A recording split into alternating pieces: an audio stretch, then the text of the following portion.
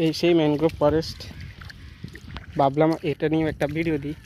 কাঠতলি mangrove forest, উত্তর কাঠতলি। সবাই ভাববেন আমি কোনো সুন্দরবনে চলে আসলাম নাকি, কারণ চারিদিকেই গাছ।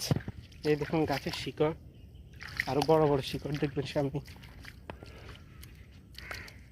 আমার বাসা থেকে মাত্র অল্প কিছু দূরে, এর জন্য চলে আসলাম। দেখুন গাছের গোড়া পুরোটাই বন জঙ্গল, আর পিছে হচ্ছে সেই সমুদ্র। অসাধারণ ভিউ দেখেছেন? এটা পুরোটা একটা বনের মতো, এখানে মানুষ একদমই নাই।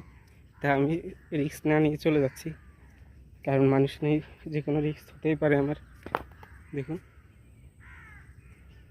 সূর্য এখনও ডুবে নাই, ভাবছি থাকবো, পরে দেখি না এখানে মানুষ আসে না।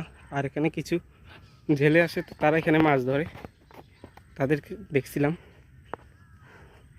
বাট এখন কেউই নেই। সো আর দেরি করা যাবে না। দেখুন এখান পর্যন্ত পানি আসে,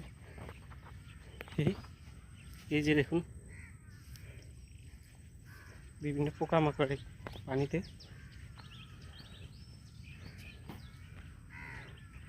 আসলে বাংলাদেশ একটা সুন্দর স্থানে আছে, যেখানে পাশে আছে সমুদ্র, পাশে আছে পাহাড় পর্বত, অনেক সৌন্দর্যের মধ্যে আমরা আছি, কিন্তু আমরা সেই আমাদের দেশটাকে দেখি না। এটা একটা খোলা মাঠ, খোলা মাঠের পরে মূলত সমুদ্র। হঠাৎ আসা ভালোই লাগতেছে। দেখুন চারিদিকে শুধু জঙ্গল। আমি কিছুক্ষণ হাঁটলাম, 1-2 মিনিট হাঁটলাম খোলা মাঠটা আপনাদেরকে ক্রস করার জন্য। দেখুন শুধু জঙ্গল আর জঙ্গল। সো আমি এখানে বেশিক্ষণ থাকবো না, কারণ যত অন্ধকার হবে তত এখানে বিপদাপ্ত হওয়ার সম্ভাবনা আছে। এই যে দেখুন গাছের এক একটা শিকড়। এই